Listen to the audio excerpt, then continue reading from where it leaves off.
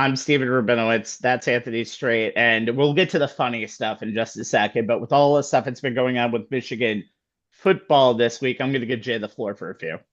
Yeah, I mean, I know that we're based in New York, so not a lot of you may pay attention to what goes on in Ann Arbor, especially once the season ends. But literally, right in the wake of Selection Sunday, the University of Michigan fired Coach Sharon Moore for cause. He violated a university policy by engaging in an inappropriate relationship with a staff member, and apparently that inappropriate relationship had been going on for a while. It ends his contract. There's no buyout. He's done. Unfortunately, the situation got worse. He was arraigned on Friday in court on charges of third-degree home invasion, stalking, and breaking and entering related to that inappropriate relationship.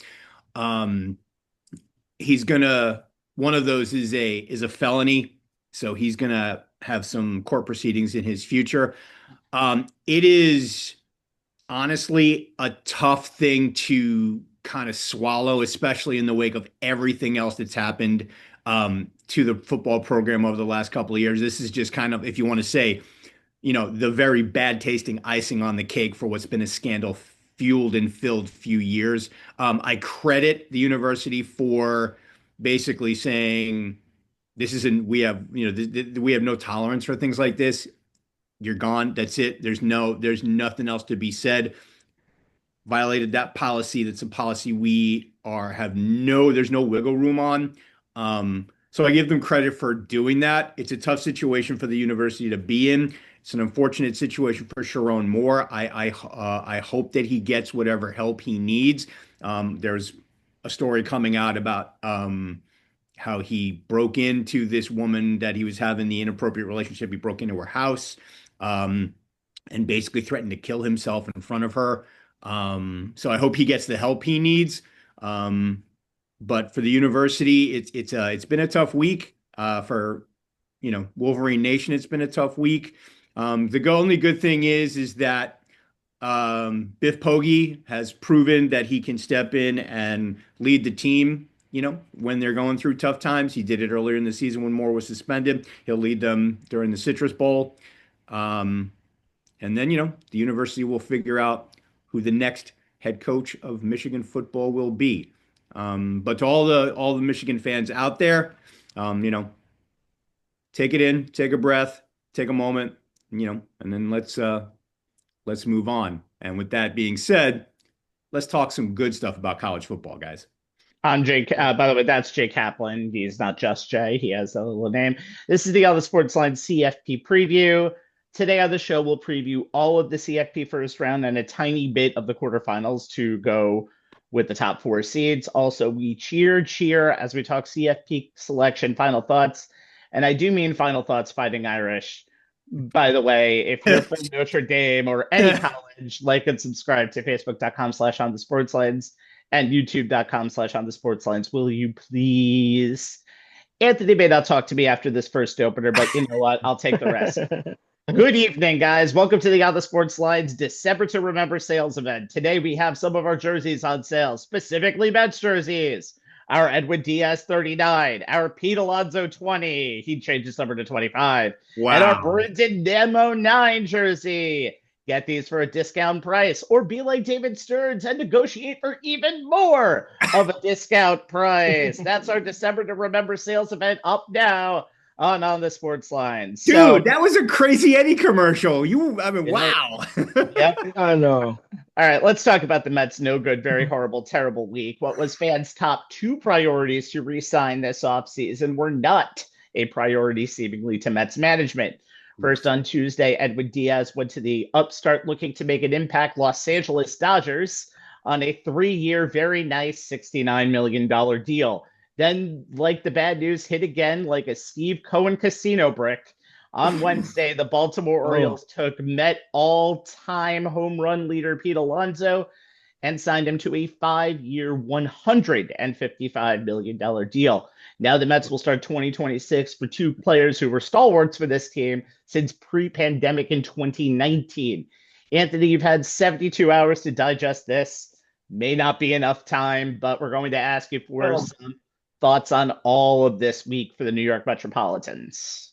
I can tell you this. What difference a year make? Remember, it's about this time last year, the Mets signed Juan Soho, and now remember how Met fans reacted a year ago. Fast forward to 1 year later, it's a total 180. But here's the thing, though. I think, at least this is my opinion, the Pete Alonso signing in Baltimore, I think this is the more the gut punch than the Nemo train. Yes, he was a long time Met fan. He came up to Met, came up to the organization. So yes, this the emotional attachment to these three players. Edwin Diaz, I'm not surprised leaving because you just signed Devin Williams, and he's pretty much a closer. For pretty much less than what the Dodgers signed for Edwin Diaz, so you know he slides into the closer spot now. Brandon Nimmo being traded for Marcus Semien. Okay, you brought Semien for defense, but now that leaves kind of a question mark in the outfield. Here Alonso, because of him being the face of the franchise for so long and his association with the Mets and obviously the all-time home runner, the fact that the Mets didn't offer him a deal whatsoever, I think is the biggest blow to him leaving. The fact that the Mets didn't even bother to try. But Gary Cohen, I think I was talking to Jay about this on SNY, said it best. You should have saw this coming because 2023, he turned down a contract extension that would have been 5 years, around $150 million to stay with the Mets on top of the deal he was on at that time. And then it was pretty obvious that the Mets were not going to give him any more than maybe a 3 year deal. They probably should could have gone up to about a 4 year deal with a option for a fifth year if they wanted to go that far. But at the end of the day, it's just more of okay, what does the Mets do to respond to this?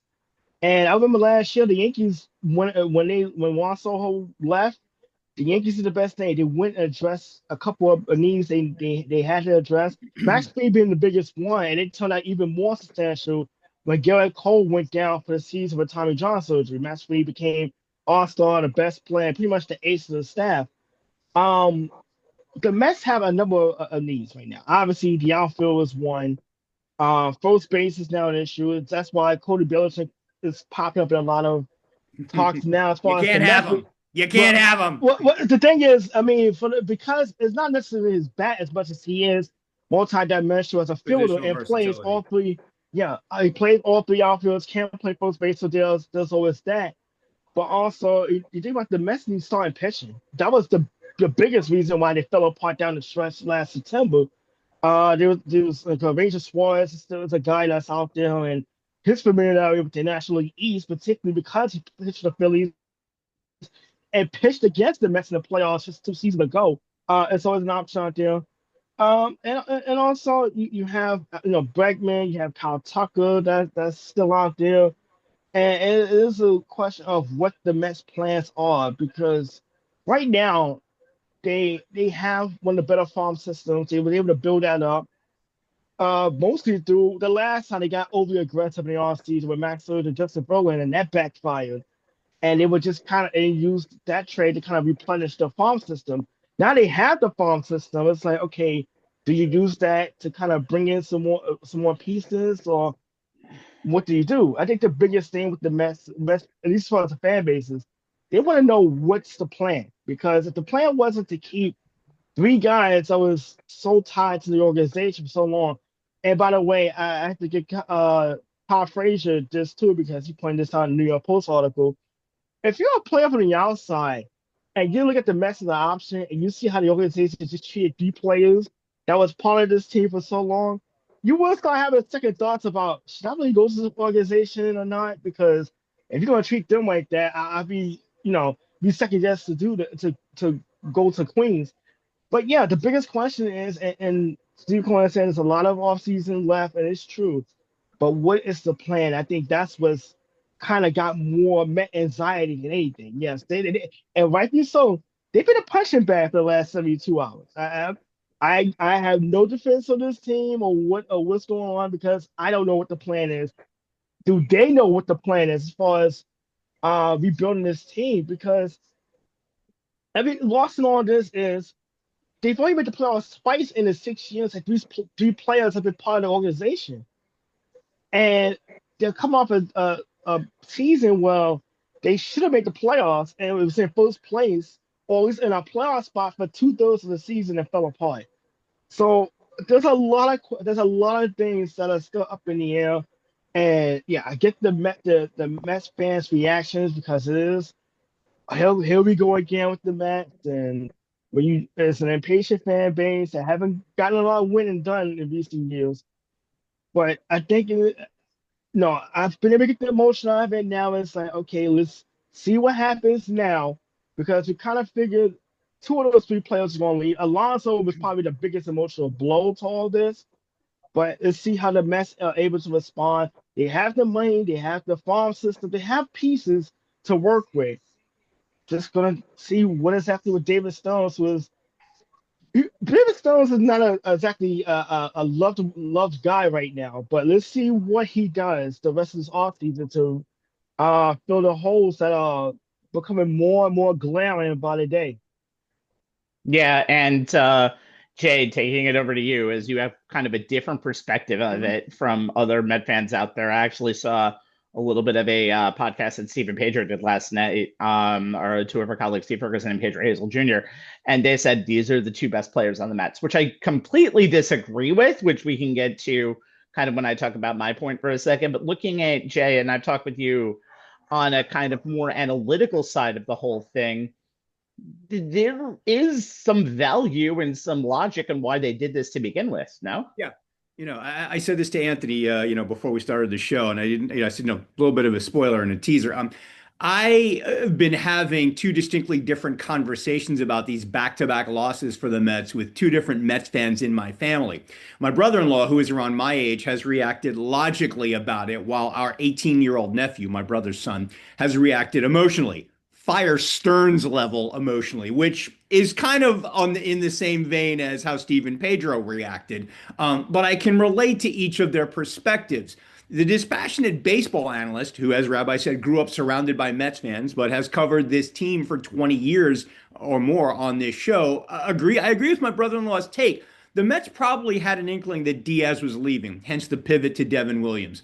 As for Alonso, if you followed along with how things went last offseason with his agent, Scott Boras setting up one of his patented pillow contracts, short-term deal with a player opt-out, you should have known that A, Alonso was likely to opt out regardless, though putting up a hell of a walk year cemented that. And two, Stearns stating that run prevention and team defense, especially on the right side of the infield, were going to be his focus, coupled with Alonso feeling that the Mets didn't respect the fact that he played all 162 games even when he was banged up, nor did they seem to appreciate his power numbers and were overly focused on the fact that he might not age well, and they're feeling that he's a below-average defender at first base, and you can't really be surprised that the polar bear changed zip codes.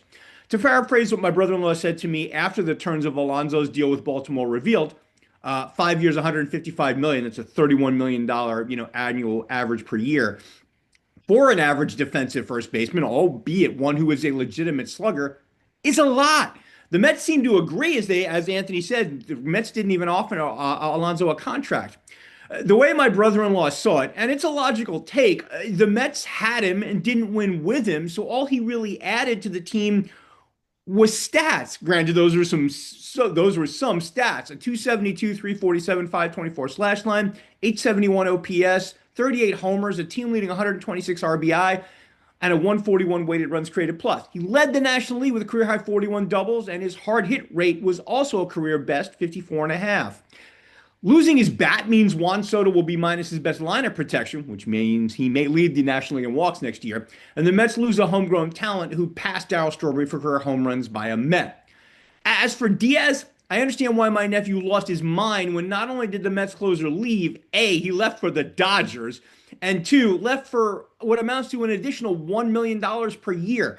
The Dodgers gave him 3 years and $69 million, while the Mets offered 3 years and $66 million with modest deferrals, but a willingness to increase the salary.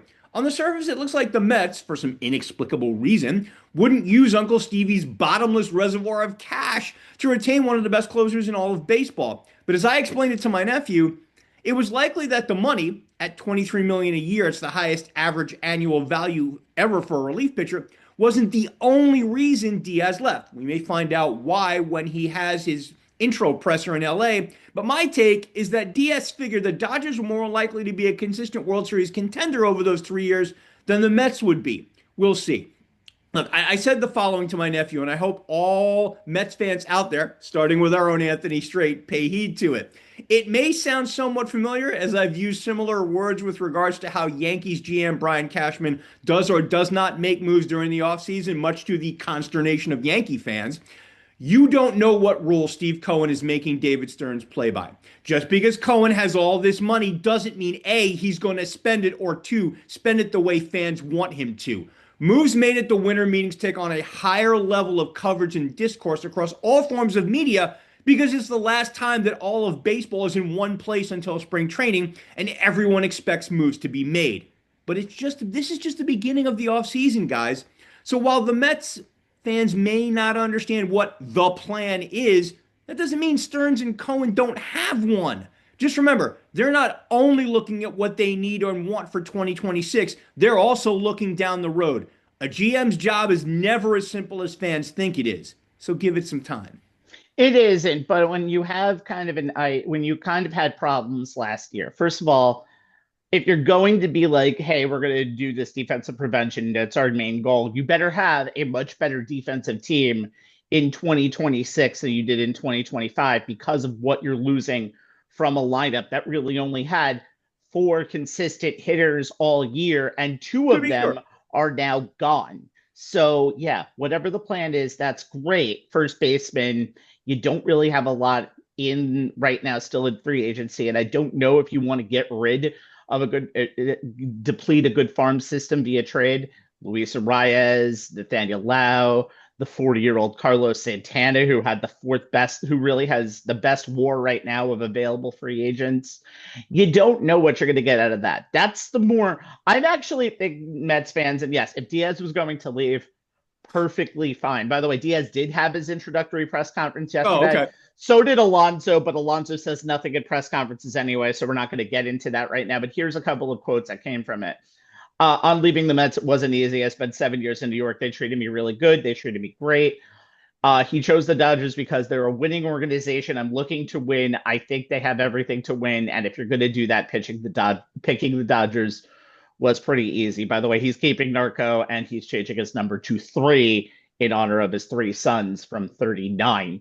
Okay. But overall, it really is a question of 2 things with the Mets. One is there a tax for the way that you ended 2025? Now all of a sudden you take a team who has the highest payroll in Major League Baseball. The Dodgers should, but they have all that deferred money, and that's the reason why they don't. And is that a reason why it's like, okay, now if you're going to keep someone like Edwin Diaz, you have to go down to a 4th year. And I don't think that Stearns was willing to pay the tax for that. Same with Alonso. I don't think they were ever going to keep Alonso just because of the way 2024 went. But they're not going to go hot. If they didn't even make an offer, I don't like that just because of the fact that what they need to do to at least pretend to keep their people happy. And I think it goes to a question that some people have said. I think Adam Ottavino, former relief pitcher of nobody's liking here in New York and in other places, said that Stearns doesn't really have that talking to with the players, doesn't have that what you would almost call bedside manner. Not his words, that's my words. But yeah, I think Stearns is a very blunt and to the point type of guy.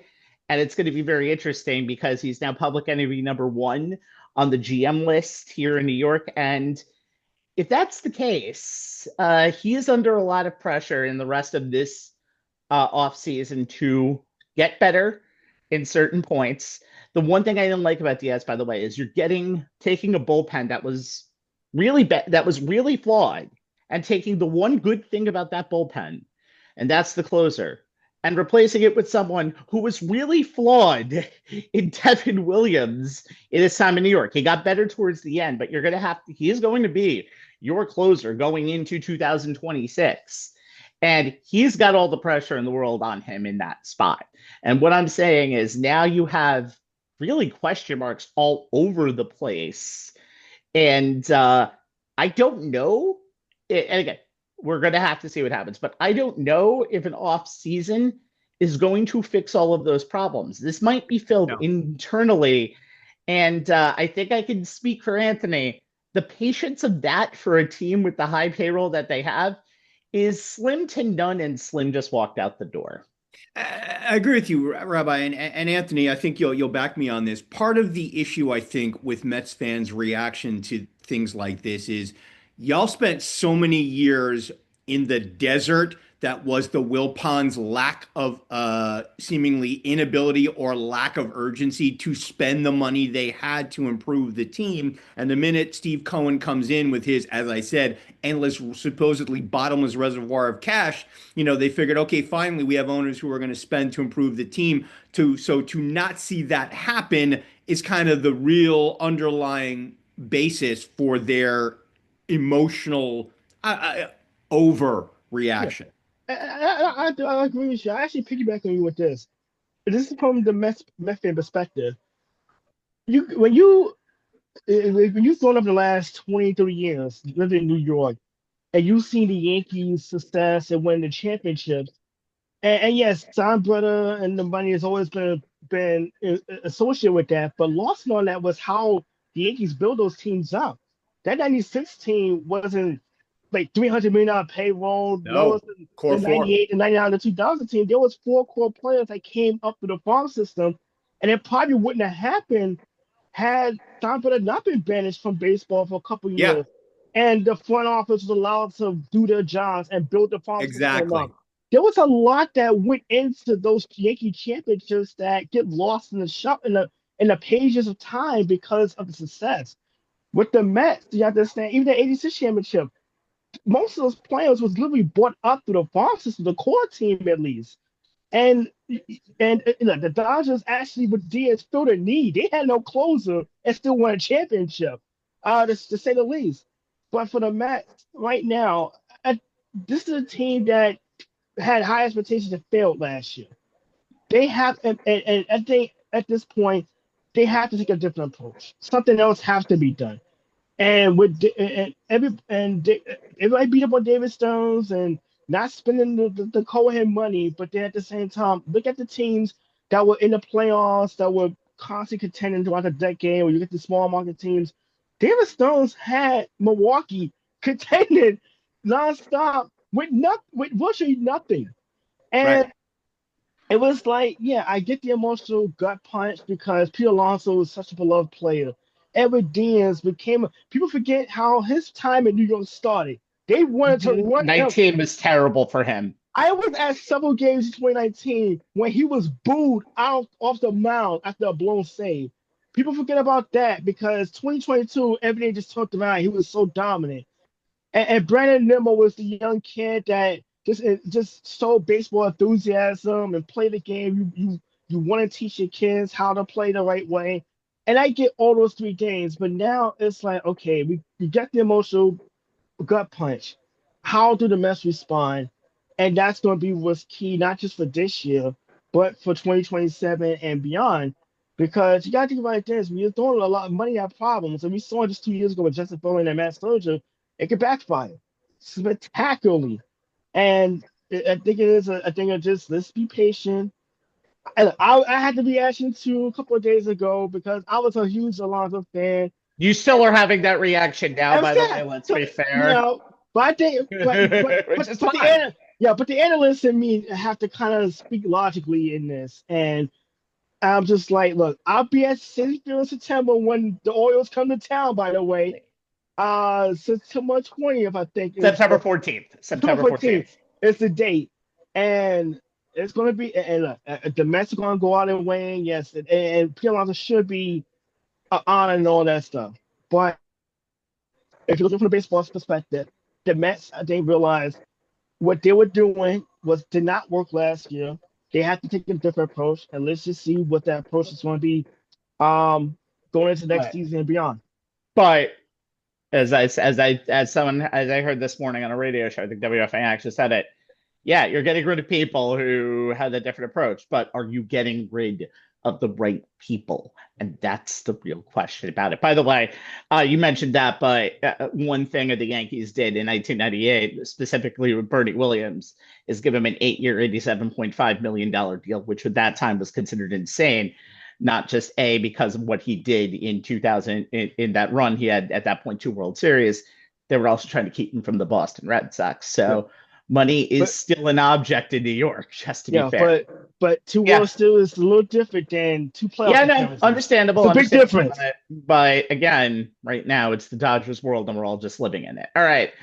The college football 12-team playoff had to go over to the gridiron, enters its second and probably final year of this iteration, starting this upcoming Friday. And of the 12 teams, 8 were not here 1 year ago. So the land of opportunity gets more opportunistic. As it was the case last year, first round games are at campus sites. The quarterfinals are at Big Six bowl games. So let's take a look at a player to watch from each of the first round teams at each of the 4 matchups, and then we'll look ahead to who the winner plays, and I'll take a look at what to watch for the top 4 seed. You're going to notice a theme going into these introductions, and this just shows how stupid college football has gotten. Let's start with the number 12 seed James Madison versus 5 seed Oregon. It's the last matchup on Saturday night.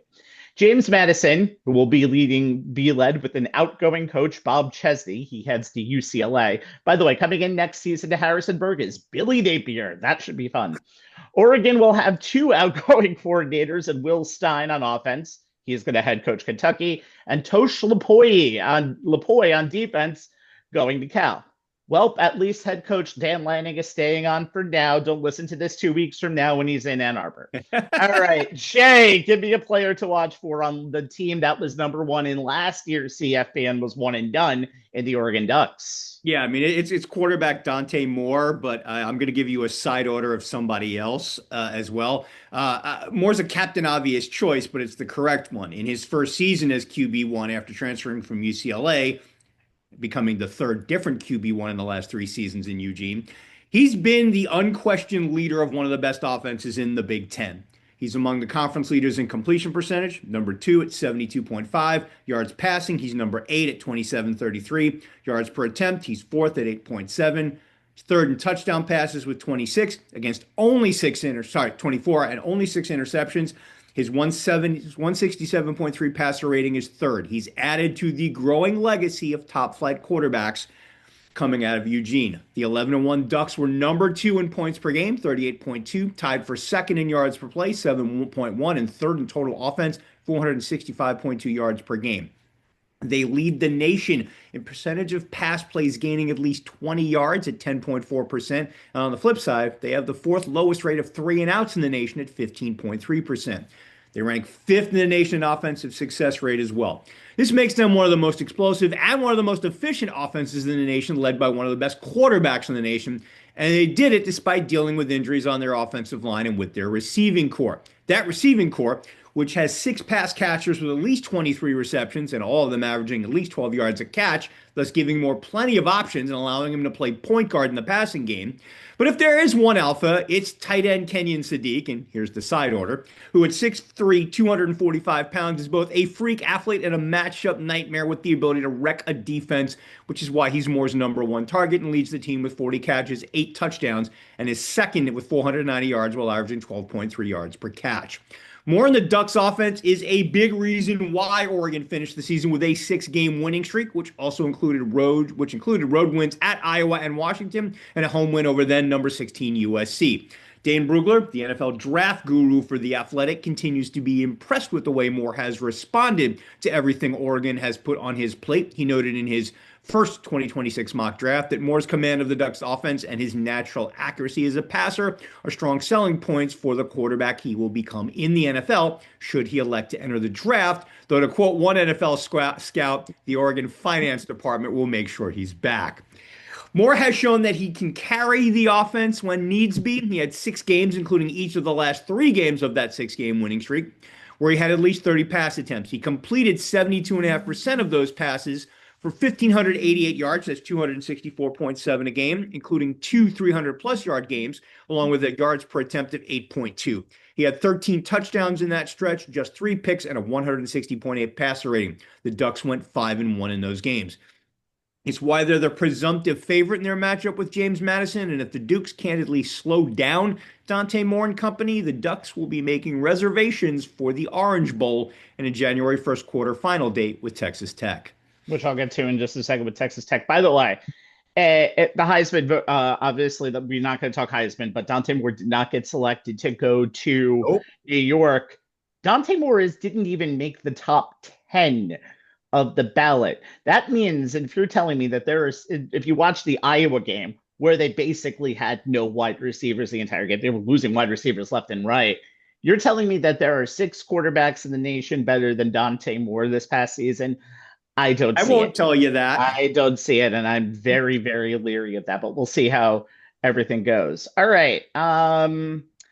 Anthony, as after a one-loss season and a lot of thanking to the Duke Blue Devils pretty much for getting JMU here, give me a player to watch for the Dukes on Saturday night next week.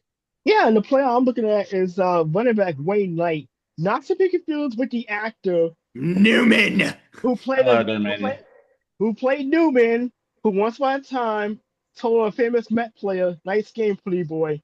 And that's enough for all the Met references for the show, by the way. I just want to get that out of the way one more time. And by the way, Michael Jordan's sidekick in Space Jam, but that's besides the point. Yes. Wayne Knight, the running back, coming off a week when he was named Associated Press National Player of the Week after the Sun Belt Football Championship game. 31-14 win over Troy last Friday night. 21 carries, 212 yards, career high, and a touchdown. 10.1 yards per rush, 73-yard touchdown, what was actually the highlight of the game. Also, 2 receptions for 11 yards and an 11-yard punt return to finish with 234 all-purpose yards, which is a Sun Belt Football Championship record. Finalist for the Paul Horner Award, he's at 5'7", 90 pounds. By the way, just for the record, I'm 5'6", 205, so I actually have him by 15 pounds, and he got me by 1 inch. But despite all that, he is third nationally all-purpose yards, rushed for 1,263 yards, 9 touchdowns, backing up 37 receptions for 379 yards, and 269 yards on special teams. And this is key because James Madison is ranked 94th in the nation in passing. So literally, they take the term run-happy offense to insane levels when you think about Knight's ability to run the football. Their explosive plays is pretty much in the rushing attack. It ranks 6th in the country in rushing yards per game at 245, and then top 10 in points per game as a result. They don't and also with quarterback Alonso Barnett III, because he is a dual threat, has a quarterback and a runner, that adds more to the running attack. And they don't have a single receiver over 1,000 yards. They have 2 that combine for 1,000 yards. So that says you how much of the James Madison's offense is so predicated on running the football. And it's going to be the question that's going to come to mind is what happens if you fall behind by 10 points or more and you're kind of forced to have to throw the football. I mean, that kind of negates the idea of a strong running game. But Madison's whole deal is you play with a lead. I mean, that's we all see this in the National Football League. We see this in college. We see this in high school and whatever level of football you're playing. When you have a lead, the running game gives you so much more to work with. And I think that's going to be the key for James Madison in this game. You know, get a lead and go from there. But Wayne Knight's going to be a big part of it because he's been pretty much so much of the offense this season that they're going to go as far as he goes.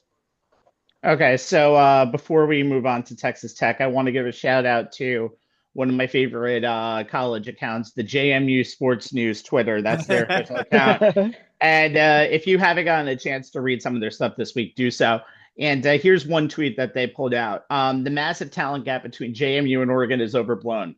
We've been grinding tape, and the Ducks are actually a lot better than people are saying. It would not surprise us one bit if Oregon kept it close in the first half. JMU cannot overlook this feisty Oregon bunch. So I would have to say, and that's just the tip of it. So I love the confidence. At Love the least confidence.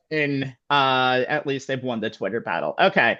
So moving on to Texas Tech. That's who the winner gets. That's the number 4 seed in the CFP.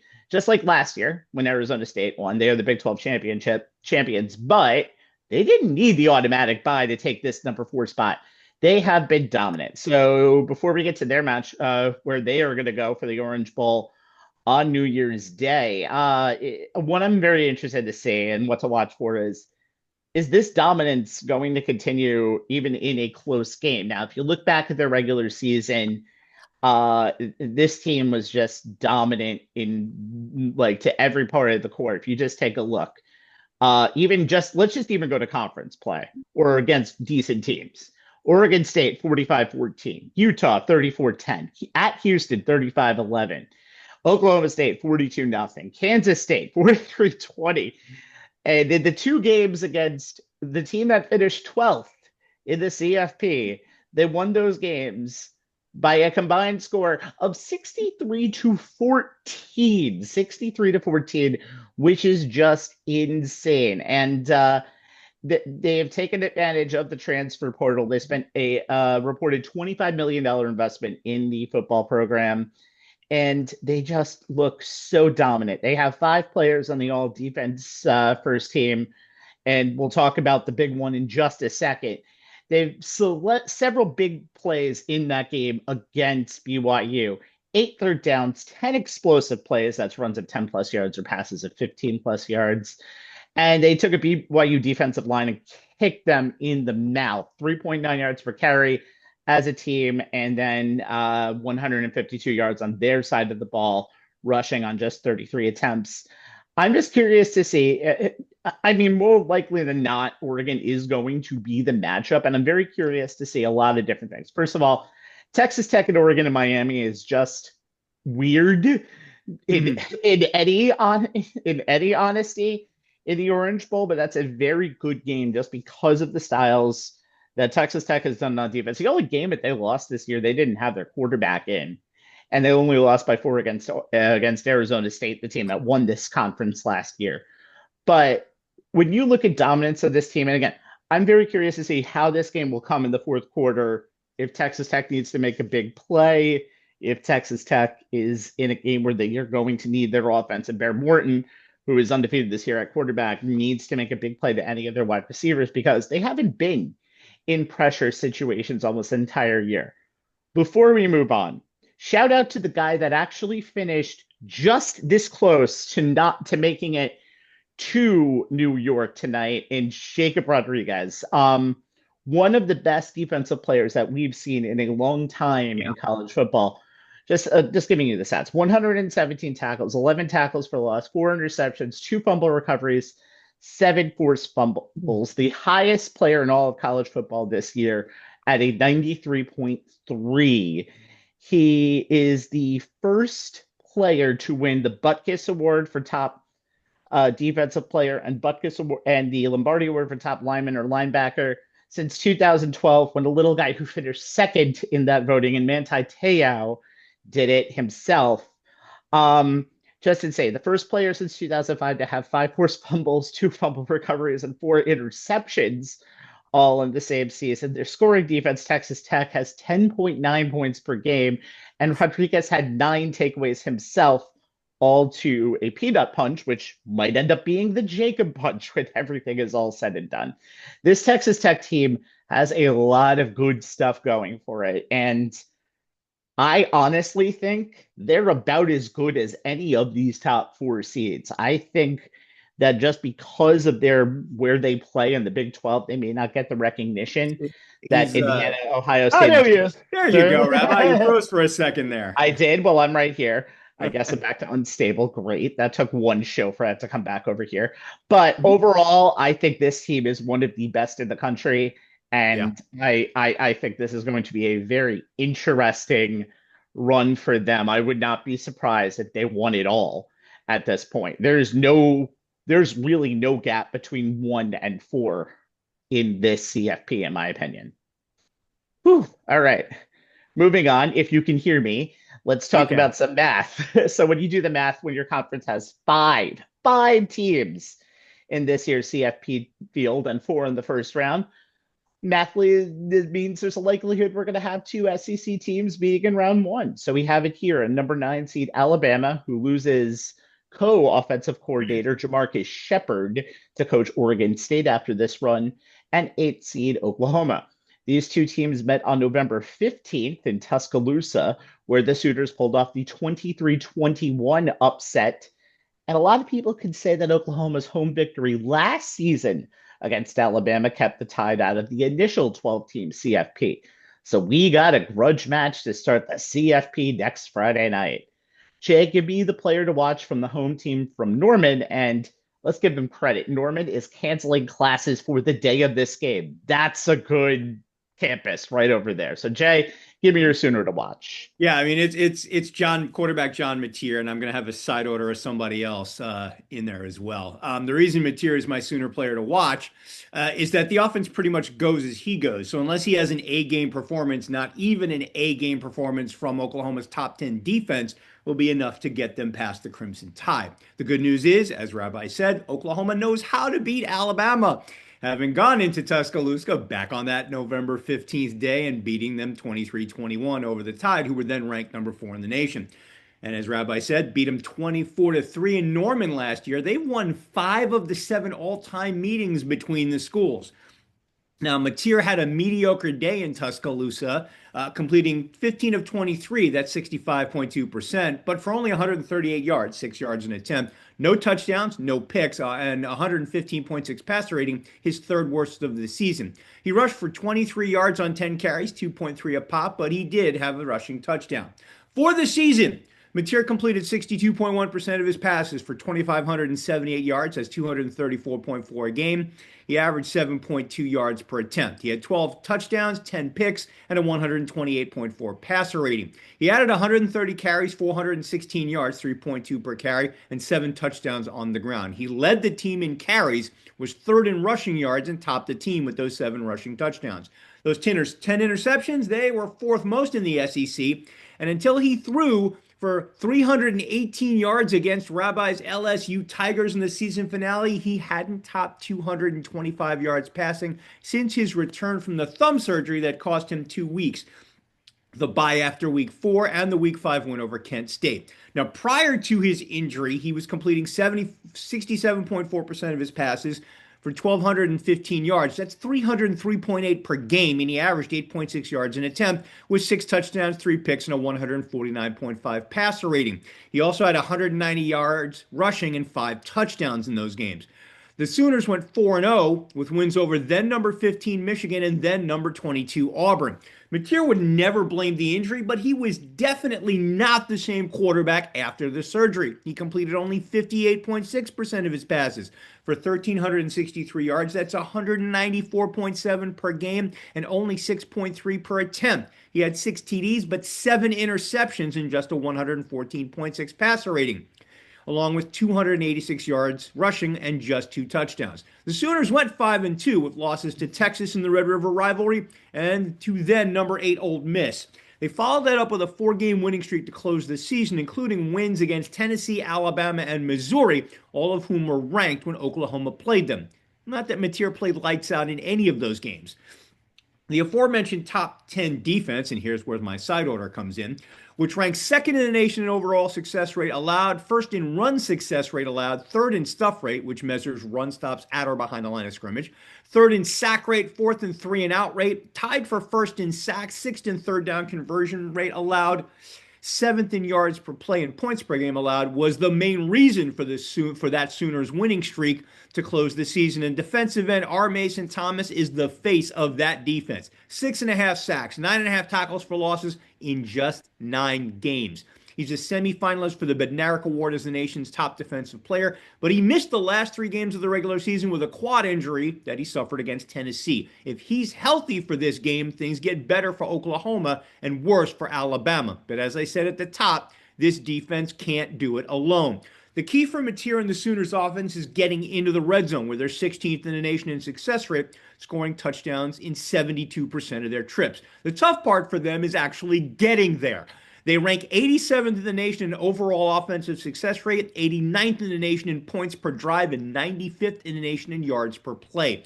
They need Mateer to pick up the offense both on the ground, where they rank 111th in the nation in success rate, and in the air, especially downfield, where he completed just 30% of his pass attempts of 20 or more yards, ranking 104th among eligible quarterbacks. If the Sooners get the pre-thumb injury version of John Mateer, there's no telling how far they can go. But if they get the post-thumb injury version, the tide may roll all over them on their way to a January 1st Rose Bowl quarterfinal date with Indiana. So, two things on both sides. One, Mateer came back 17 days after that thumb injury against Texas, and I think considering that was his worst performance of the season, and that really led to a little bit of a downfall for Oklahoma's second half. Luckily, they did bounce back with those wins against Tennessee and Alabama. Mateer may have been best to wait another week for the game against South Carolina, or actually 2 weeks for the game against South Carolina to do that. And also, I'm curious to see what Brent Venables, who hasn't been in this position pretty much since 2020 when he was leading Clemson back to a national championship against LSU. I'm curious to see how Venables does in this situation, and especially how this team does, because Oklahoma has not been in this position in a long while. So very interesting stuff coming over here. Anthony, as the Crimson Tide are the first 3-loss team in the rich history of the 2-year CFP, to be a player to watch for the team from Tuscaloosa. Yeah, somebody we thought was going to be here in New York tonight, and that's Ty Simpson. I mean, he was the Heisman hopeful at the start of the year, and the first 8 games, it slowly looked that way. In the last month, that's not been the case. And you saw last Saturday, the SEC championship game, he took a beating, 19 of 39, 212, a touchdown, an interception, a lopsided loss to the Bulldogs that put the Crimson Tide on the bubble.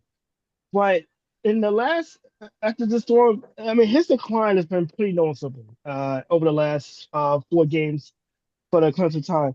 He threw 1 interception in the first 8 games of the season. He's thrown 4 interceptions in his final 5, including 2 against Eastern Illinois.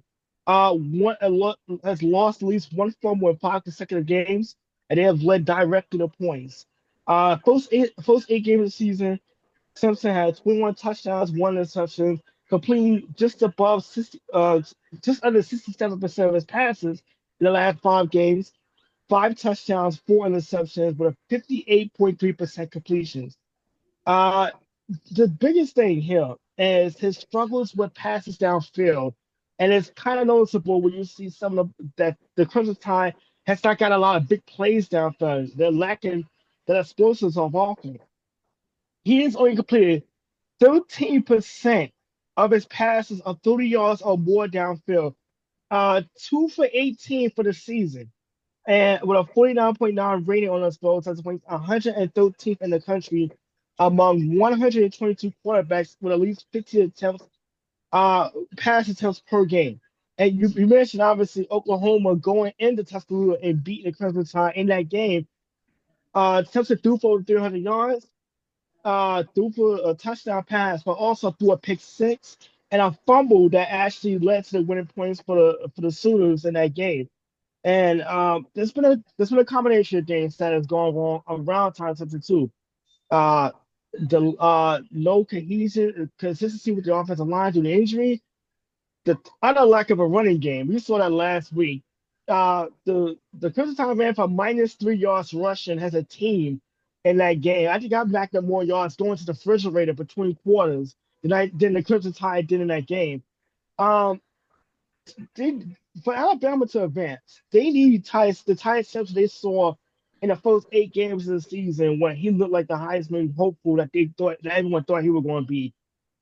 Because the last month, and it's been, like I said, it's been a lot that's going on around Simpson, but he's going to have to pick it up big time because Oklahoma, they have the confidence. They've already beaten the Crimson Tide this season. So now it's on Alabama to kind of return the favor, but they're going to need Ty Simpson to really get back to his Heisman form that we saw in the first 8-9 games of the season. And one thing that is interesting enough, and I actually saw a little bit of a video that's from former Alabama quarterback AJ McCarron. He's noticed some of the things that has made Ty Simpson a little shaky since November. He is unconfident in his throws, not just downfield, but even just quickly getting the ball out of his hands when he has the talent to do so. Pro level, definitely, very well could be a first round draft pick if he goes into the draft, and he needs to just get the ball just past the line of scrimmage at 6, 7 yards and let everybody else do the rest. And I don't know if it's a combination of injuries that they've happened. They had no running game in that SEC championship. In fact, Jay and Anthony, congratulations. You had more rushing yards last Saturday than Alabama did. You had 0. They had -3. But overall, that's what's kind of made this Alabama defense offense a little pedestrian. And this very well could be first team to 10 who wins the game on Saturday. Yeah, I would say this too. If your coach telling the ball, maybe you change up the strategy a little bit and maybe go to more of a West Coast form Which is of what, a yeah. feed. Get the ball out of his hands quicker, get short passes, get the ball in the receiver's hands to try to get yards after the catch, maybe call some screens because it's like, well, you can't rely on a traditional running game. We don't have one. And you got a quarterback who's holding on to the ball a little too long and his confidence is taking a bit of a hit the last month. You might have to change something up because Oklahoma's defense is pretty good, and you don't want to kind of fool around and fall behind uh, with this team and have to play your way out of a hole. And as I said, it's going to be an uphill climb, but you don't want to add insult to injury by sticking with the same formula that has been working for the last few games. No, and the thing about Ty Simpson is that the biggest concern, as well as he played coming out of the gate, the flip side, as you mentioned, was kind of bit of a nosedive he took down the stretch. The big thing that has NFL scouts concerned about Simpson is not his physical ability, but it's his lack of starts. He has not had this is his first full season as a starter.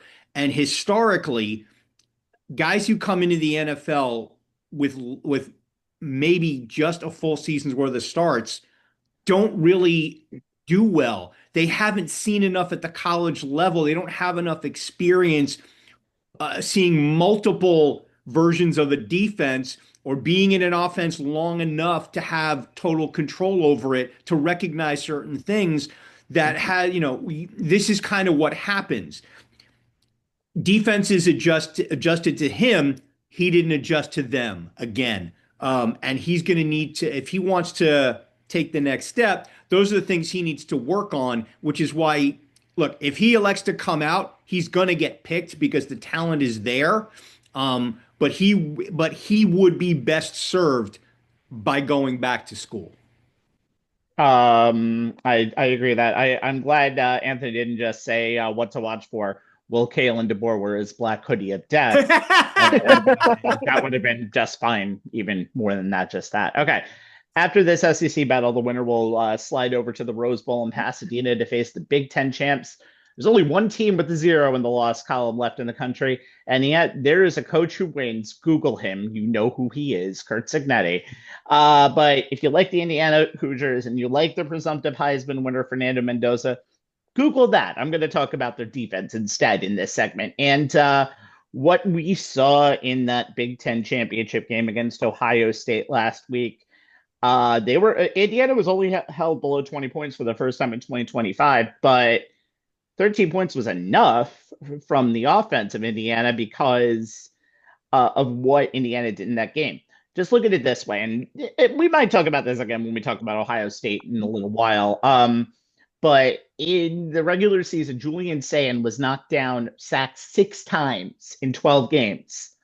On last Saturday, 5 times for Indiana, 2 by Isaiah Jones, forced him out of rhythm. And his receivers got numbers, but not in the big spots. There was a 4th and 1 where they couldn't convert on that quarterback sneak when it's been basically literally at the line of scrimmage. They won in the trenches. So Hoosiers in that game, 9 tackles for loss. The Buckeyes defense only had 4. And Ohio State only rushed for 2.2 yards per carry. And then later in the game, down 3 points, 2:56 to go. Bo Jackson was there, but unfortunately, Indiana had him pretty much covered in that position. And that's been the story of Indiana's defense all year. They're led by Brian Haynes, who was a Broyles Award finalist for top assistant coach in the country. And although Stephen Daly will not be there because he had a serious injury before the playoffs had started, Mario Landino will easily step up in that. Indiana has the second scoring offense, 6 total defense. They only allowed 82.5 yards per game, 6 nationally, 3.1 yards per rush, 15th. Turnovers, 2 turnovers a game. They're 6th in the country with 1.4 interceptions per game.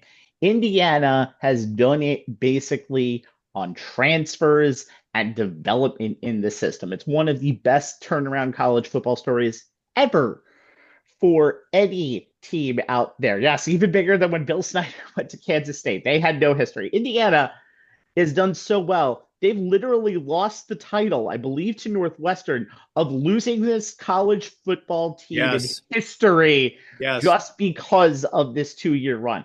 Can't wait to see what Indiana does against Oklahoma or Alabama. And it feels weird to say this considering the dominance of Oklahoma and Alabama in college football history, and what Indiana has been. But Oklahoma or Alabama, regardless of what they do next week against each other, are going to have to shape the hell up and get their offense together to win the Rose Bowl and get themselves to the national semifinals, because Indiana has proven themselves this year, offensively and defensively, to be one of the best teams in the nation. All right, and as we move on, let's go over to the battle between number 6 seed Ole Miss and 11 seed Tulane. And hey, kids, guess what? Coaches are leaving in this segment. What a shocker. The Ole Miss Rebels, as we all know, lost Lane Kiffin to LSU. We touched about that last show. But new coach Pete Golden got to have one more week of custody of OC Charlie Weiss Jr. before he goes to LSU as well. The 11th-seeded Tulane Green Wave will lose their coach, John Sumrall, to Florida once this run is over. He actually tweeted last week while he was doing recruiting for Florida and how he is prepping for the college football quarterfinal and recruiting right now. So it's a hard knock life for Sumrall, but he is going to be paid rich, so I don't really feel that bad. All right, Jay, let's talk about the American Conference champions. Do we want to go in seed order, Rabbi, and let Anthony go first? Let's not do producing on the fly and have you go first like we did that before. So let's talk about the Tulane Green Wave and what player to watch for on that one. I mean, it's quarterback Pete Retzlaff. Just like with Oklahoma's John Mateer, Retzlaff, the BYU transfer who arrived during the summer, replacing Darian Mensah, who transferred to Duke during the offseason, carries the offensive load for the American Conference champion Green Wave. He completed 62.4% of his passes for 2,682 yards, 220.2 per game with an 8.0 yards per attempt, 14 touchdowns, 6 picks, and 139.5 pass rating. He leads the team in rushing, 118 carries for 610 yards, 5.2 a pop, and 16 rushing touchdowns. I did not realize just how much history there is between these two schools, which I'll get to in a minute, beyond the Week 4 meeting in Oxford where Ole Miss blew out Tulane 45-10, giving them their first loss of the season. The Rebels averaged 7.9 yards per play, outgained the Green Wave by 266 yards, and harassed Retzlaff into what is hands down his worst game of the season. He went just 5 of 17, that's a 29.4% completion rate, for just 56 yards, 3.3 yards per attempt, no touchdowns, no interceptions, and a 57.1 passer rating. He did have 51 yards rushing on 8 carries, that's 6 yards a carry, but no scores. Now for that history lesson. The first meeting between Ole Miss and Tulane was all the way back in 1893. They were conference foes for over 60 years and were charter members of the SEC together from 1933 to 1965. Technically, Tulane is Ole Miss's oldest rival, predating current SEC foes LSU and Alabama. They've kept the rivalry going over the years, most recently with 5 regular season meetings since 2010. The rematch in the CFP will be the 75th meeting all time between them. Ole Miss holds a 46-28 advantage. Tulane's last win came in 1988 in Oxford. Like Oklahoma, at least since the beginning of November, right after their second loss of the season, 48-26 to University of Texas San Antonio. Tulane's defense has led the way in that span. They rank sixth in turnover rate, 4%, highlighted by the 5 they forced in their 34-21 American Conference Championship game win over North Texas, rather. They returned 1 for a touchdown. They're 18th in tackles per loss per game, 7 flat, 22nd in yards per carry allowed. Not counting sacks, 4.0. Sacks are considered rushing yards lost in college. But all of that was done in conference play, and they only managed 1 turnover and no sacks in the regular season loss to Ole Miss, though they did manage 5 tackles for losses. They'll need to do better in the rematch, as will Retzlaff. As previously stated, the loss to Ole Miss was his worst game of the season, but the loss to UTSA was arguably his second worst performance. He was just 14 of 28 passing, 50% completion, 194 yards, 6.9 per attempt, 1 TD, 2 picks, a 105.7 passer rating, his second worst of the season. The disparity in his numbers in wins versus losses is definitive. 65.3% completion percentage, 2,612 yards passing, 237.5 per game, 8.5 yards per attempt, 13 TDs against just 4 picks, and 147 flat passer rating, along with 496 yards rushing, 4.8 per carry, and 15 TDs in wins against 42.4% completion, 250 yards, 125 a game, 5.6 yards per attempt, 1 touchdown, 2 picks, and an 87.3 passer rating, along with just 114 yards rushing, though 17.6 a carry, 7.6 a carry, and 1 touchdown in the losses. Both of Tulane's losses were blowouts. Ole Miss and UTSA outscored the Green Wave by a combined 93-36 and outgained them by a combined 355 yards. Both games were proof that a bad or even mediocre game from Retzlaff means a loss for Tulane. In order to get their rematch revenge against Ole Miss in this CFP matchup, Tulane will need the version of Pete Retzlaff from either his best all-around performance in Tulane's 34-27 Week 3 win over eventual ACC champ Duke, where he was 15 of 23, 65.2% completion for 245 yards. That's 10.7 per attempt.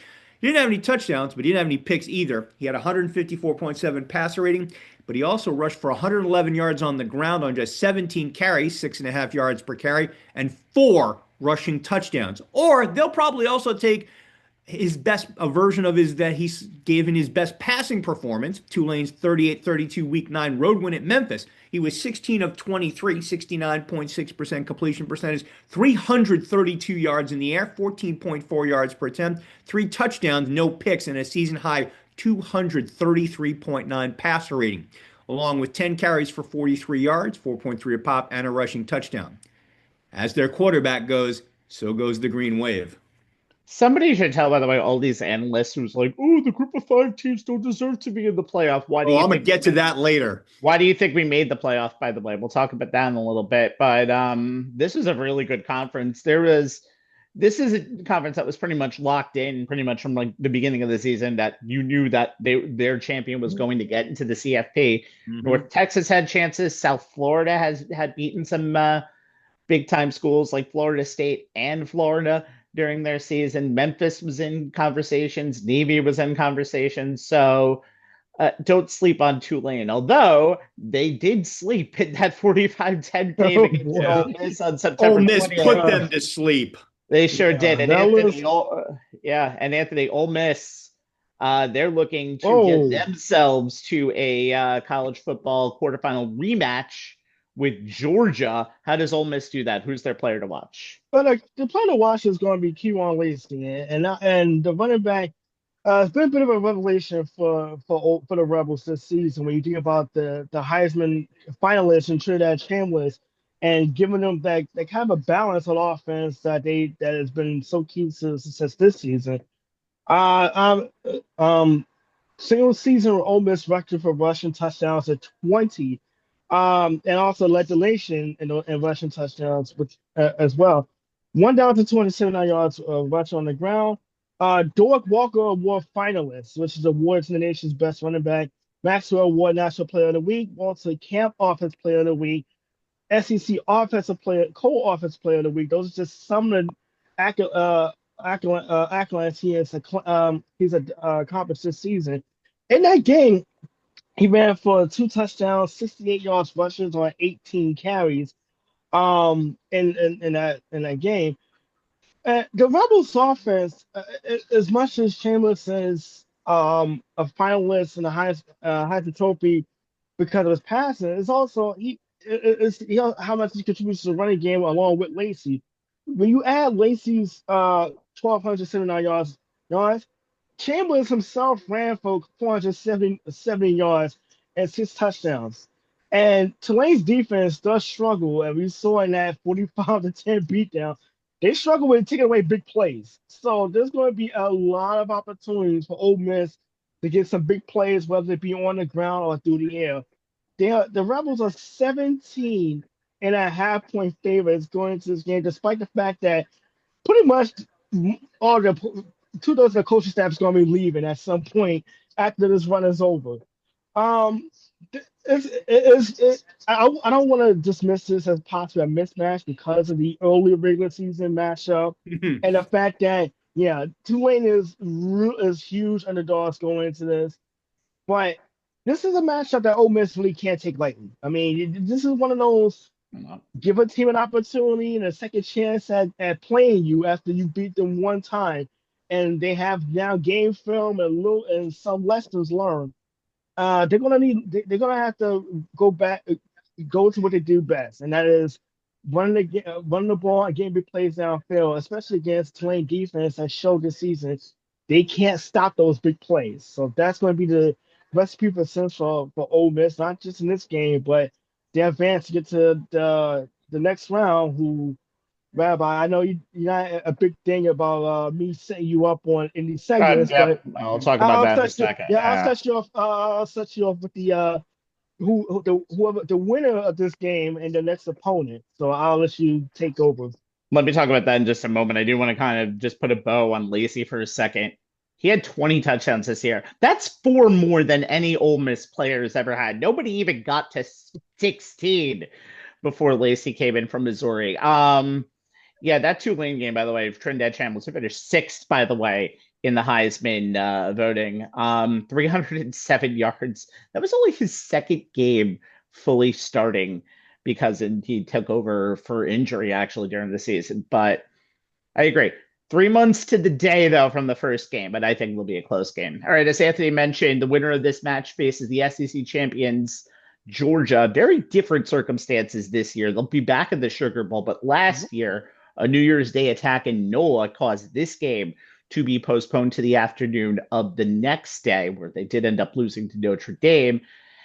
But if their defense holds up, the result will be different as well. Now, as I mentioned before, if it's Tulane, then they're going to be taking on a huge underdog, but they will be taking them on in New Orleans. Let's be reasonable there. So that might be interesting.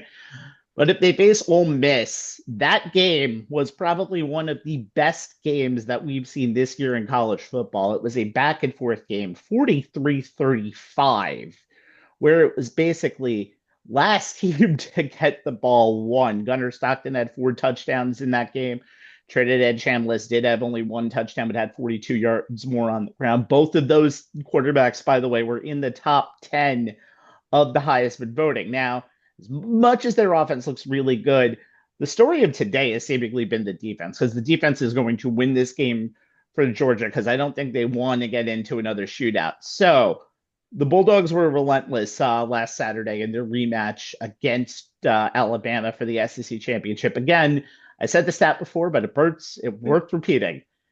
-3 rushing yards for Alabama in that game. They held them to 7 punts and 1 interception in the Crimson Tide's first 8 drives.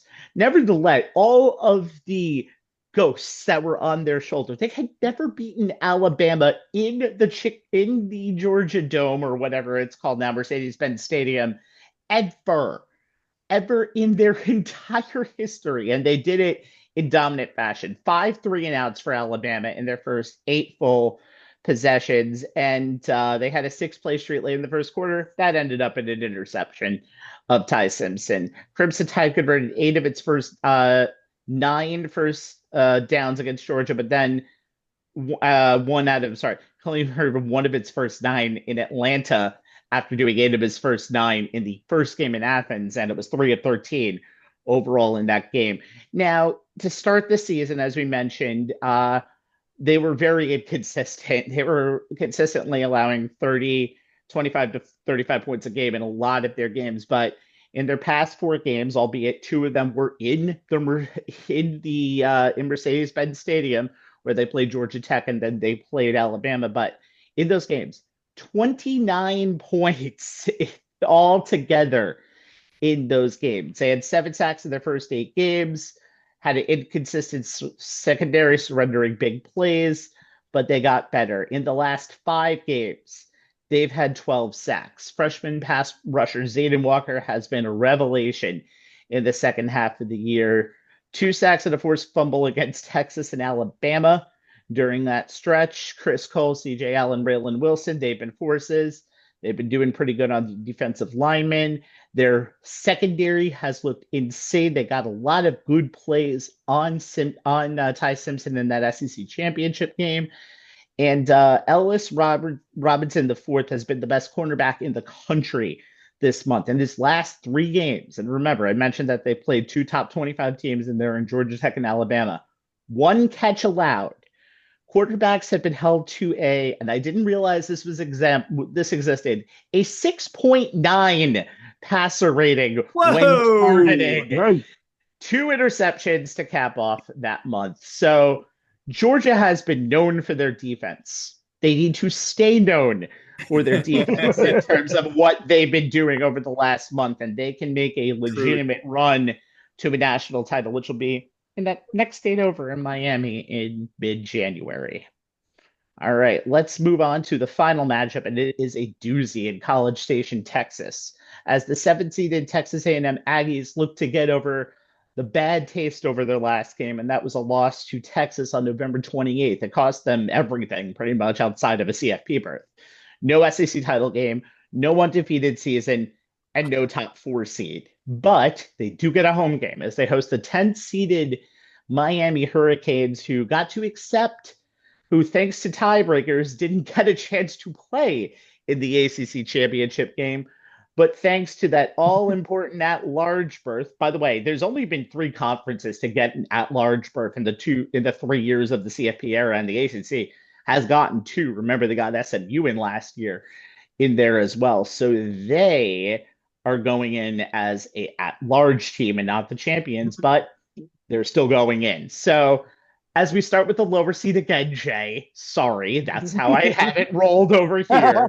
Let's talk about Miami. They are Jekyll and Hyde this year. They have the highest of beating Notre Dame at home to start the season, which obviously meant a lot, and the lows to losing at Louisville at home during it. And their player to watch, Carson Beck, represents that whole entire spectrum of 2025.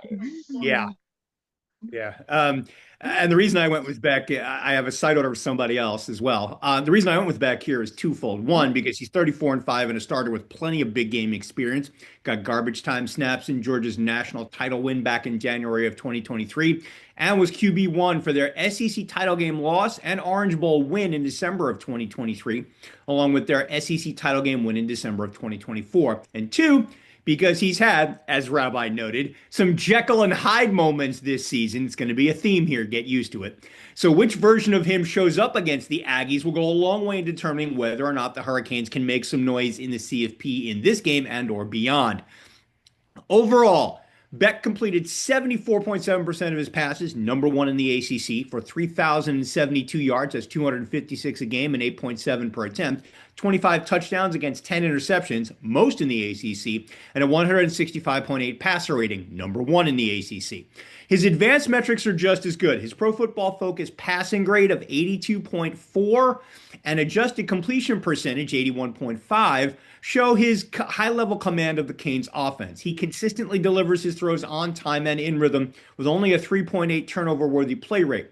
Beck was also reliable on a down-to-down basis. He posted a 49.7 offensive success rate. He faced pressure on 14% of his dropbacks and took sacks on just 2.5 of them, helped in no small part by an offensive line that allowed a 1.4 pressure rate, second lowest in the nation. His numbers in wins versus losses are telling. In Miami's 10 wins, Beck completed 76% of his passes, averaged 252.7 yards a game, 9.1 yards per attempt, 23 touchdowns against just 4 picks, and a 158.4 passer rating. That's the Dr. Jekyll version of Carson Beck. It helped that he has wide receiver Malachi Toney, the ACC Freshman of the Year, to throw to. Toney led the team with 84 catches for 970 yards and 7 touchdowns. But he's more than just a pass catcher. He also had 89 yards rushing on 17 carries, 5.2 a pop, and a touchdown. He averaged 14.4 yards on punt returns, and he actually also completed 4 of 6 passes for 82 yards and 2 touchdowns. In the Canes' 2 losses, Beck's completion percentage was 69.9%, and he averaged 272.5 yards per game with 7.5 yards per attempt, but with 2 touchdowns against 6 interceptions and a 125.2 passer rating, as Miami had as many turnovers, 6 as 20-yard gains. That's the Mr. Hyde version of Carson Beck, and Miami is a different team when their QB1 is turnover prone. As good as Miami's offense is, they're the nation's number 20 scoring offense, topping 34 or more points 7 times. The team's true identity is largely tied to their top 10 defense, and here's where the side comes in. Led by edge rusher Ruben Bain Jr., the ACC Defensive Player of the Year and a projected first-round pick. Bain had 37 tackles, 7.5 for loss, 4.5 sacks, a forced fumble, and an interception. He's the main reason the unit ranks 3rd in pressure rate, 6th in points allowed. They've allowed 12 points or less 7 times. 7th in rushing yards allowed per game, 10th in rushing yards per carry allowed, 10th in third down conversion rate allowed, top 10 nationally in both success rate allowed and yards per play allowed, and 18th in pass efficiency defense with more interceptions, 12, than touchdown passes allowed, 11. The Hurricanes are one of 3 teams. Indiana and Ohio State are the other 2 that are top 10 in both offensive success rate and defensive success rate. A dominant defense along with a solid rushing attack, 157.8 yards per game in wins, 111 yards per game in losses, makes it easier for Beck to produce at a high level, as evidenced by how he finished the regular season.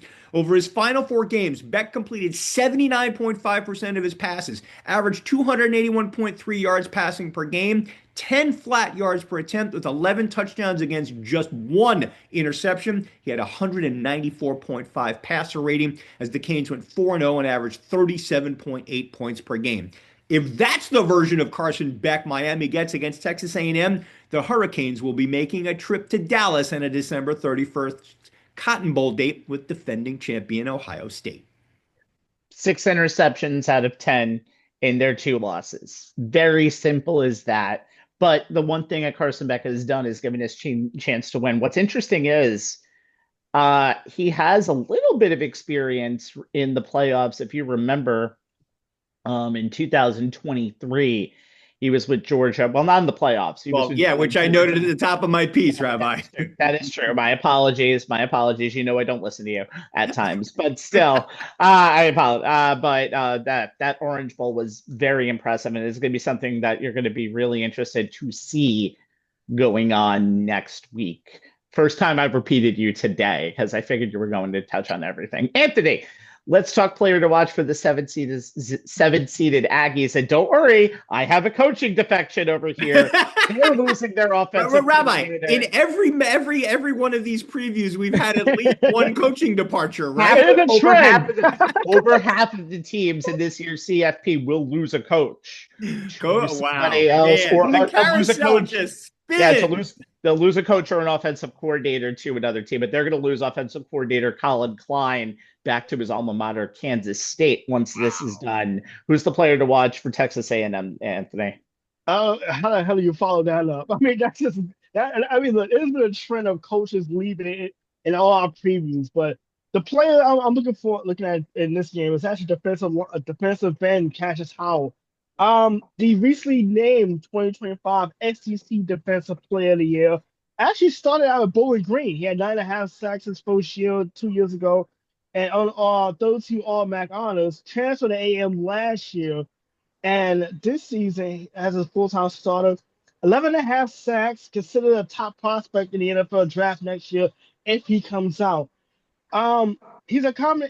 I was watching some YouTube videos of him last night, and he's just a combination of he's mostly a speed rusher, but he does have technique to get off and this explosive to get off the line. And and what stood out to me most, I think, through all that is his constant trash talking that he was doing to linemen in every highlight clip I was looking at.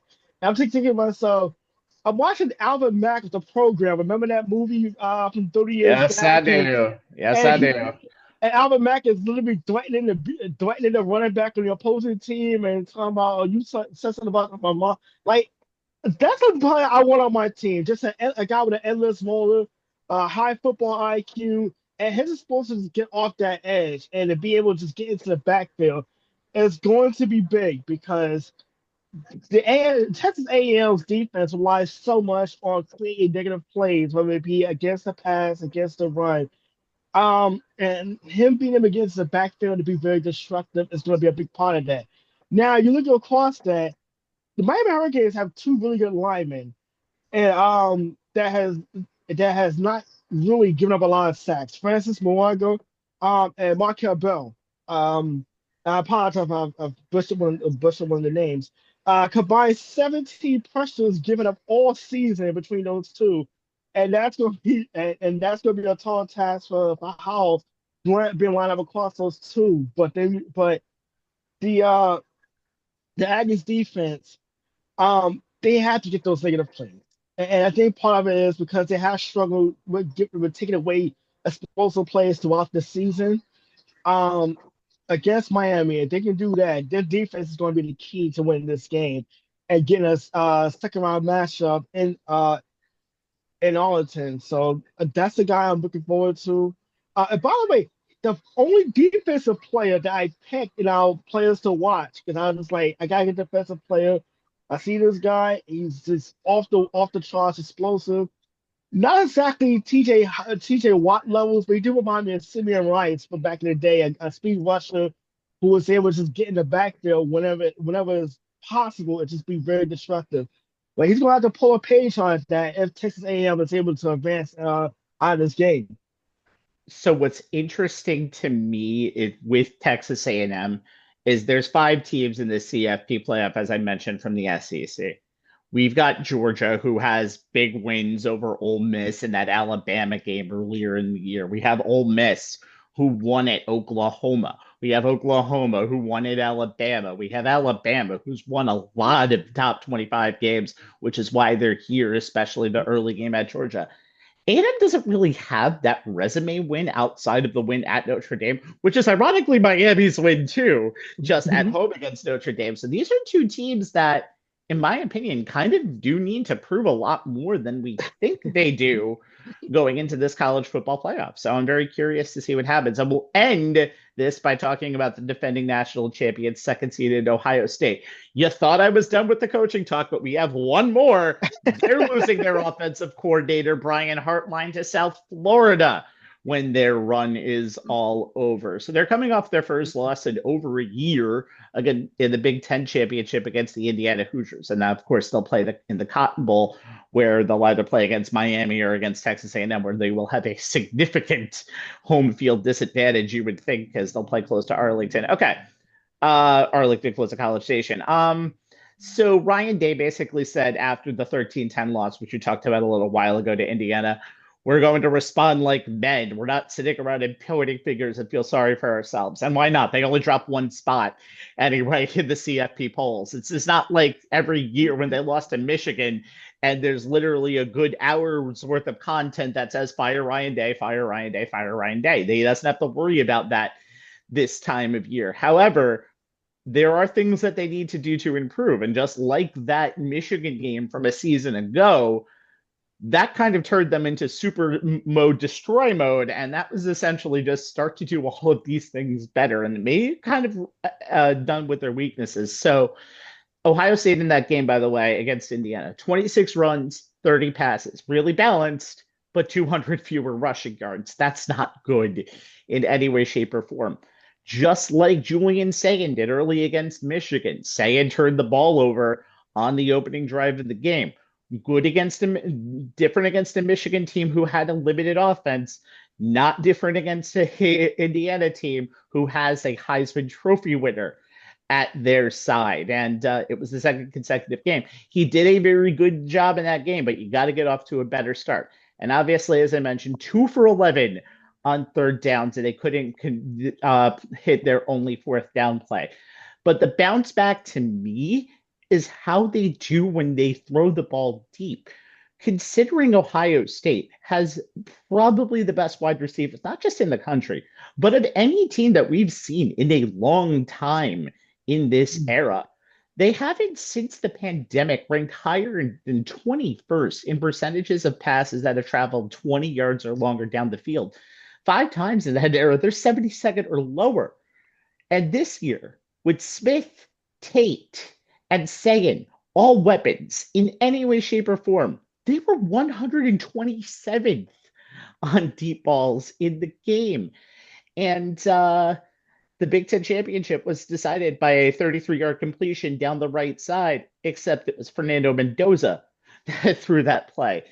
They're going to play a good offense, especially if it's Miami. Carson Beck has no problem throwing the ball 20 yards down the field. In fact, that might be his normal passing lane of 20 yards plus because he don't do checkdowns.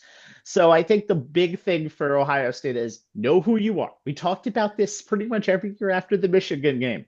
Know who you are, know what you do well, and be the team that hits a gut punch early. And if they don't do that in their game in the Cotton Bowl, or even in their semifinal game, or even the national championship, Ryan Day will not be holding back-to-back championships. I can promise you that.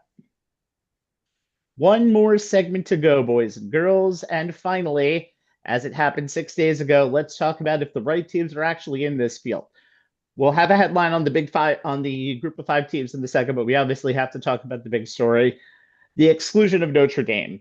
10-2 in the regular season. They won their last 10, and their 2 losses were to CFP teams by a combined 4 points. And then, after a reported decline to the national damn treasure that is the Pop-Tart Bowl, how dare they? Notre Dame's season is prematurely over. They will not be in any postseason game. Anthony, give me your thoughts on the final field, regardless of that national tragedy and insult to Americana that is declining a Pop-Tart Bowl invite. I had no issue with the final field as it played out on last Sunday. And keep in mind too, and what didn't do Notre Dame any favors, Duke getting into the ACC tournament and championship game and winning, which basically wiped out what would have been a net loss bid that was available as well. So that didn't do them any favors. I didn't have a problem with the committee as far as putting the field together. I do have a problem with the constant criteria changing from year to year. And now, excuse me if I don't shed a tear for Notre Dame. It's like, look, 2 of the teams you lost to or ended the college football playoff field, in part because they beat you. That's like the head-to-head tiebreaker. I mean, the most obvious tiebreaker there is. I beat you. I should get in.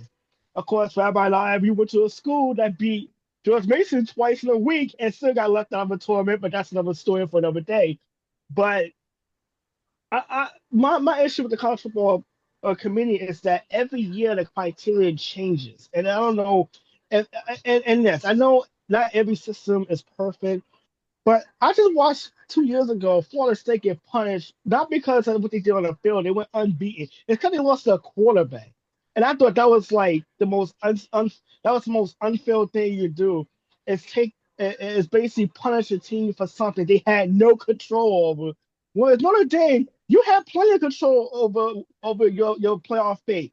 Win your games. You don't want to join a conference, which look, that's fine, that's fair. They got their own TV contract with NBC. I respect all that from a business standpoint, but from a football and a competitive standpoint, you can't cry. You can't have it both ways. You can't have your cake and ice cream too. You can't be mad at the ACC for pushing for Miami when you're in the ACC for every day but football. So that doesn't benefit the ACC conference if the independent football program is in over them. That's the picture that's kind of overlooked.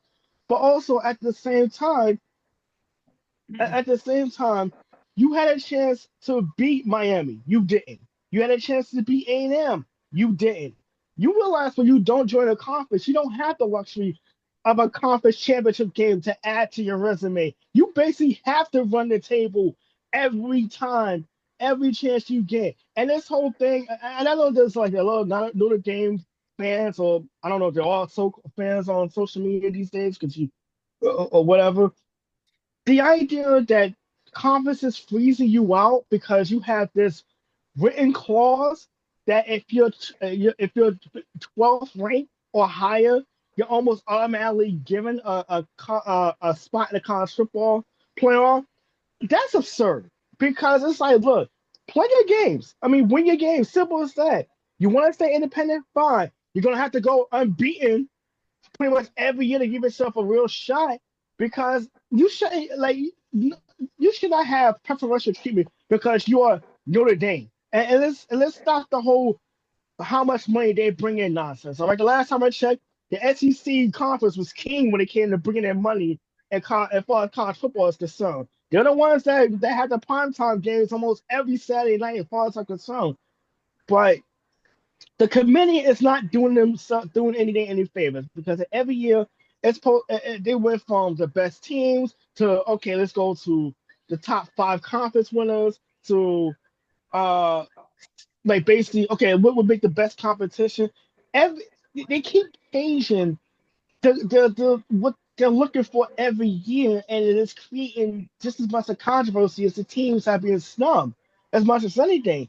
This year they didn't. Can you imagine if there had been if there had been even more craziness that would won on that championship Saturday outside of Duke winning because that took away that loss bid that would have been available and possibly would have went to Notre Dame. But think of it like this: BYU could have had an argument too. Hey, they got to the conference championship and lost in lopsided fashion. So did Alabama, and Bama got in with 3 losses.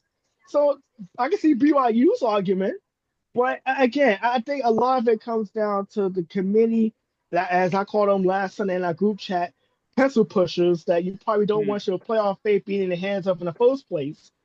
They're a big part of the problem, and I got on I have on like the Division One CFP championship game in the background. I never see any controversy with the teams that get into that. It's literally all just. To be fair, there's 24 that get in, and you're going to always have an issue with the next team out.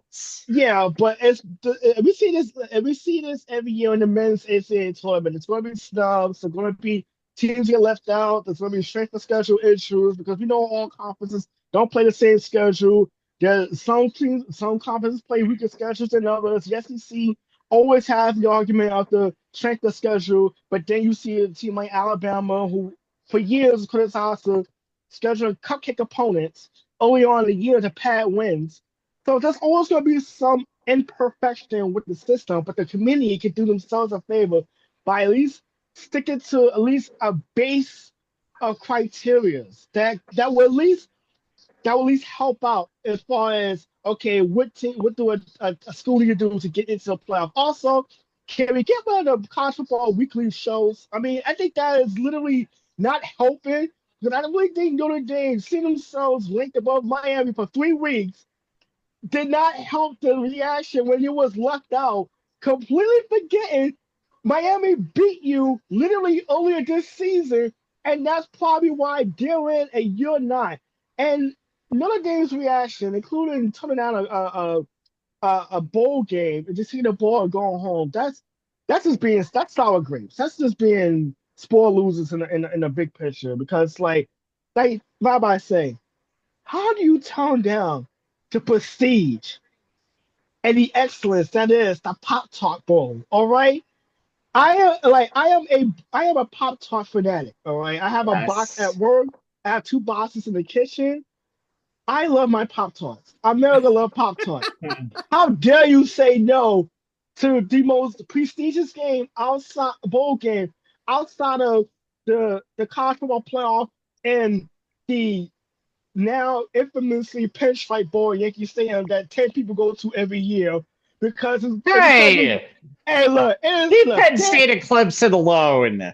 Hey, look, they've had that game scheduled during a weekday in a rain. It's on a Saturday this year. Leave it alone. They Yeah. made it on a Saturday this year, and it's usually during New Year's week, so that's essentially weekday.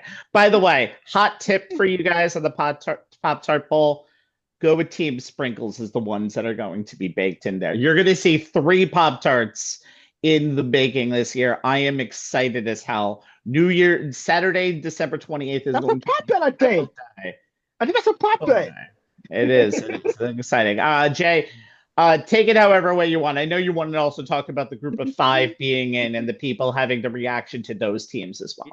Yeah. I got one question. Anthony, did you hack me? Because you literally like took my entire segment and it came out of your mouth. I'm like, it's I'm almost like I sorry. developed some ventriloquist skill sets because you were literally, Oh, good.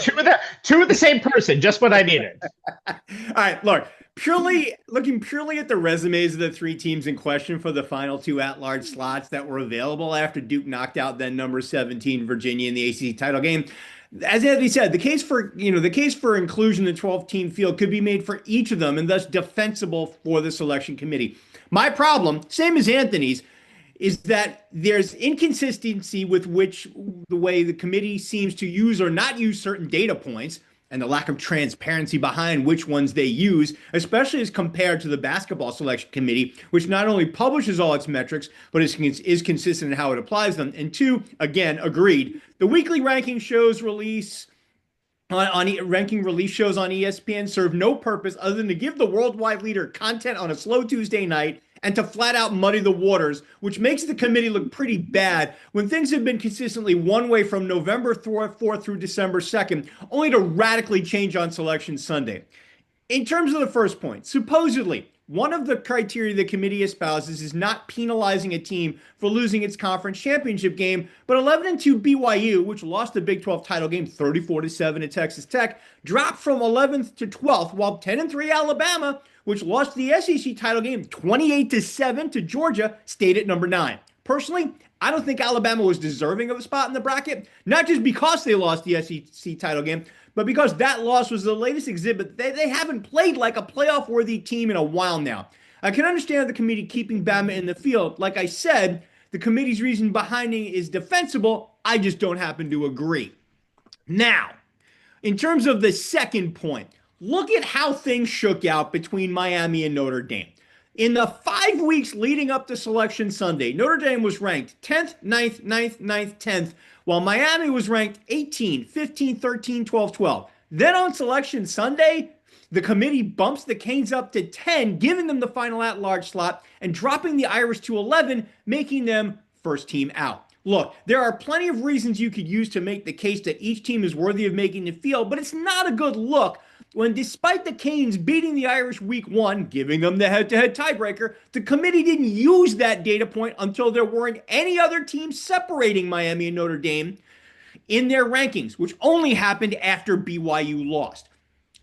It's why I was happy to see Kirk Herbstreit calling for an end to the weekly rankings reveal shows on last Saturday's College Game Day. Seems like he finally came around to my view that they make things worse because team resumes aren't complete. College basketball, for example, doesn't do weekly ranking shows. The committee does one bracket preview show in February where they only reveal the top 16 teams, and then the members go back to their day jobs until March, which has the effect of not having their committee chair contradicting himself week to week until Selection Sunday. The only reason the CFP committee doesn't follow that model is because they stupidly agreed to do those weekly ranking reveal shows as part of their contract with ESPN.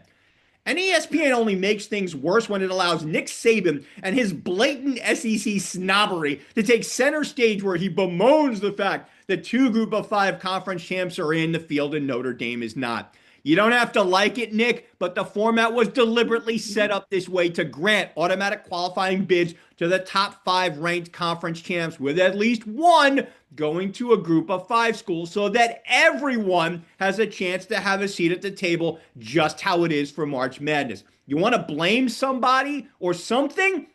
Blame Virginia for not taking care of Duke, which would have eliminated some of the Selection Sunday chaos, and blame the ACC's idiotic tiebreakers, which kept Miami, the conference's best and highest ranked team, out of the title game. I'm guessing the ACC will fix things so the conference doesn't come this close to missing the CF field entirely ever again. Look, at the end of the day, no matter whether your bracket has 12 teams, 16 teams, 24 teams like the FCS, or 68 teams like March Madness does, the teams on the bubble who don't make the cut will always have a beef with how the committee determined last in, last out. The tweak the CFP committee really needs to make isn't to expand the field, though I know that's coming because there is just too much call for 16 teams, but to find their version of basketball team sheet metric sites like Ken Palm, like Bart Tovik, and be consistent and transparent with the use of data points and criteria to determine who makes the field. Okay, so I'm going to go on to like basics and then I'm going to do some scorched earth things. So give me a second here. Ooh, Let's start with let's start with the basics.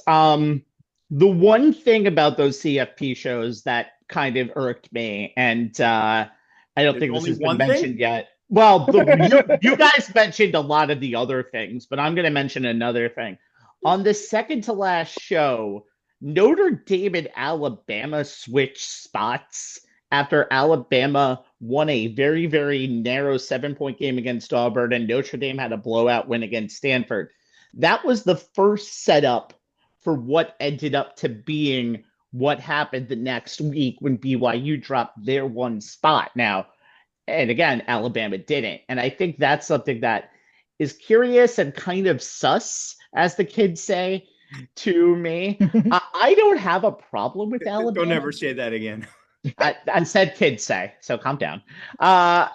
One problem I have, the one thing I think about Alabama is I think their quality of the games that they played, they haven't played like a team late, but I think you are almost throwing really just horseshoes at the whole thing. You're really just throwing darts when you get to 9, 10, and 11 in that field. And honestly, I have no major beef. I think Notre Dame did deserve it more than Alabama, but I'm not going to die on that hill. And after Pete Bevaquad this week went on media programs, I really don't want to die on that hill right now. I want to kill Pete on that same hill. What the stuff he said this week was kind of ridiculous. And let's start with what he said on the Dan Patrick show about the ACC, who he claimed had a social media campaign that started in November, talking about a comparison between Miami and Notre Dame, but it was contributed to a staffer overstepping. It's like, why would you not? Here's Bevaquad's quote. He said, "Why it just created damage. I'm going to shy away from that." And here's Anthony's favorite line: "It's not just me saying that; it's other people. People a lot more important than at this university than me feel the same way." So I think it has done real damage, and the ACC knows that.